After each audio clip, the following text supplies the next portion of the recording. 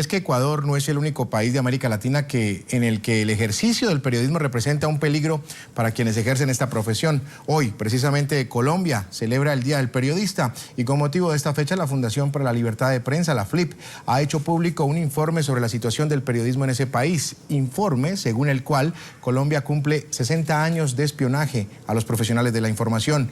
En paralelo, la tensa situación a la que se enfrentan los periodistas en el estado mexicano de Veracruz ha llevado a organizaciones de la sociedad civil a bautizar este estado como el infierno de los periodistas. Vamos a hablar de este tema y saludamos a Carlos Lauría, vocero del Comité para la Protección de Periodistas. Muy buenas tardes, señor Lauría, bienvenido a la tarde de NTN 24. Hola, muy buenas tardes. Muchas gracias por la invitación y aprovecho a saludar a la audiencia en todo Estados Unidos, América Latina y el Caribe. Muy bien, muchas gracias por estar con nosotros. Hablemos primero de lo de Ecuador, de lo de Bonil y el tema de la caricatura que para muchos todavía es muy difícil de comprender dónde la caricatura o hasta dónde la caricatura puede tener o está sujeta a ser blindada por el tema de la libertad de expresión, de lo que tanto los periodistas reclamamos y exigimos, que nos dejen a nosotros como periodistas tener esa libertad de expresarnos sin que nos coarten. Ese tema de la caricatura de Bonil, ¿cómo lo ven ustedes?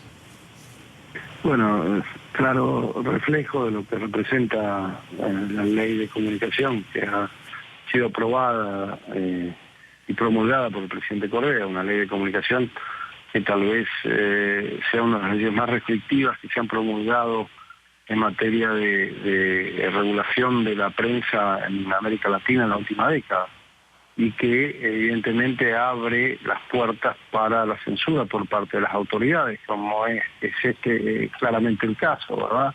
No se trata de una caricatura racista, por el contrario, ¿verdad? Se trata simplemente de una caricatura. Creemos que lo que se intenta en este caso, digamos, esperemos que, digamos, la sanción, que no haya ningún tipo de sanción y que se deseche cualquier tipo de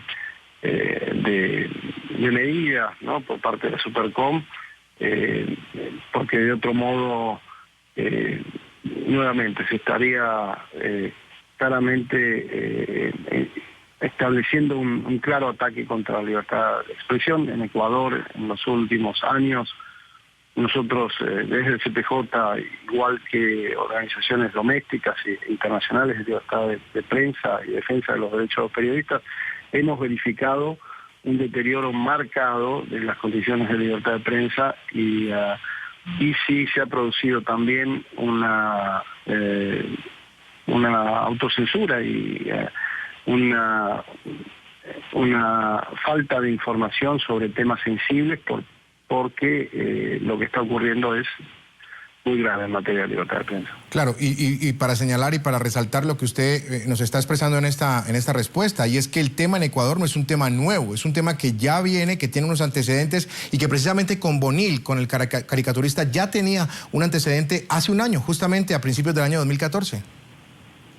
Sí, viene hace años, ¿no? Recordemos la sentencia contra el diario Universo, ¿no? O sea, pasaron varios años, ¿no? Una sentencia que, digamos, condenó con cárcel y una indemnización millonaria al diario, a uno de los diarios líderes del país, simplemente por una columna fuertemente crítica sobre el presidente, que es uno de los columnistas, uno de los editorialistas. Además de esto, bueno, también la demanda contra los dos periodistas de investigación, dos de los periodistas de investigación más importantes del país, por aquella investigación sobre supuesta corrupción en el gobierno también, ¿no?, que finalmente fueron perdonadas, pero nunca se olvidó el presidente como dijo que el presidente Correa como dijo que iba a ocurrir, ¿verdad? Claro, pasamos a Colombia. Hoy celebra el Día del Periodista en Colombia y coincide con un informe de la FLIP, la Fundación para la Libertad de Prensa, en el que refleja la situación del periodismo en ese país. Dice la FLIP, solo señalo una parte del informe, que 60 años de espionaje han tenido que enfrentar los profesionales de la comunicación en ese país. Sí, bueno, saludo a todos los periodistas colombianos en este día tan importante y el excelente informe que ha divulgado la Fundación para la Libertad de Prensa habla a las claras de una situación complicada. En Colombia evidentemente uno de los países, Colombia, con mayor número de periodistas caídos en cumplimiento de su labor en la historia del CPJ. Más de 40 periodistas desde que el CPJ comenzó a publicar informes detallados sobre los periodistas caídos en cumplimiento de su trabajo en 1992. La realidad es que la cantidad de periodistas asesinados se ha reducido dramáticamente en la última década, y esto es un dato positivo, pero no refleja una mejora sustancial en la situación de libertad de prensa, sino que la censura y la autocensura, sobre todo en las regiones donde aún hay actores ilegales del conflicto armado, el narcotráfico ha obligado a muchos periodistas a censurarse y autocensurarse, ¿verdad? La FLIP refleja allí, sí, dos cosas importantes. Una es las amenazas que van en aumento a pesar de que las muertes vayan en descenso, y el otro es el tema de la vigilancia ¿no? Y este es un tema, digamos, que ya lleva años y que ha producido, digamos, por parte, digamos, en muchos casos, por parte de vigilancia de elementos o funcionarios encargados de la inteligencia, que son los que tenían que en algunos casos proteger a periodistas, y ellos han sido los encargados de vigilar y escuchar las conversaciones, interceptar correos electrónicos. Recordemos el escándalo de las usadas, ¿verdad? En fin, esto evidentemente es un inhibidor para periodistas, marca un retroceso en términos de lo que significa para las fuentes de información, las fuentes confidenciales, y representa hoy una amenaza para el periodismo en Colombia. Y finalmente, señor Lauría, hablamos de Ecuador, hablamos de Colombia, muy brevemente porque me ha llamado mucho la atención lo que hemos leído en los últimos días con respecto a un estado mexicano, el estado de Veracruz, y ahí se ha llevado a que las organizaciones de la sociedad civil bauticen ese estado como el infierno para los periodistas. ¿Usted qué piensa al respecto?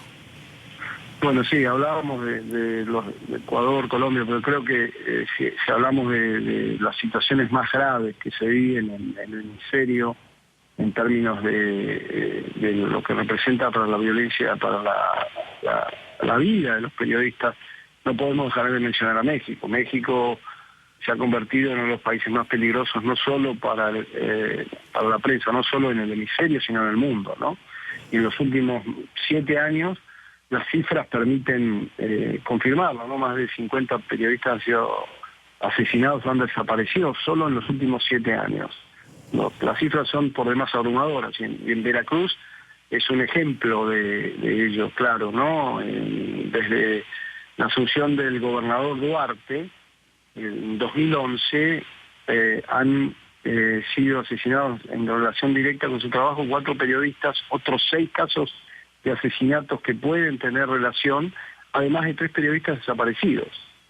Todo en un lapso de 2011, en un periodo de pocos años, ¿verdad? ¿Y cuál es la característica, el común denominador de todos estos casos? La impunidad. La falta total de respuestas por parte de un Estado que lo que garantiza es la impunidad. Un Estado que no da respuestas y que además el propio gobernador se da el lujo de declarar en algunos casos que los periodistas, digamos, los crímenes no tuvieron relación con el trabajo de los periodistas sin presentar ningún tipo de evidencias. En ese contexto se hace verdaderamente muy difícil realizar periodismo, realizar cualquier tipo de cobertura sobre temas sensibles, y ante la falta de garantías que existen, hemos documentado un número creciente de casos de periodistas que salen de sus ciudades, salen de Veracruz, ¿no?, para buscar un refugio seguro. Pero lamentablemente Veracruz no es el único estado en México donde la libertad de prensa está amenazada. Hemos visto solamente la semana pasada como en Tamaulipas, por ejemplo, la ciudad de Matamoros, un director de un diario que publicó una nota sobre violencia fue secuestrado, golpeado y amenazado de muerte. En una semana en la región de Matamoros, según informó la prensa, hubo como más de una decena de asesinatos, producto de una batalla, una pelea entre en el narcotráfico, en el grupo de narcotraficantes que controla esta región. Muy bien. El diario que publicó esta situación tuvo como efecto esta represalia, ¿no? El periodista abandonó la ciudad y evidentemente el diario dejó de publicar, ¿no? Mientras 4 periodistas han renunciado. Esta es la situación que se vive hoy en México.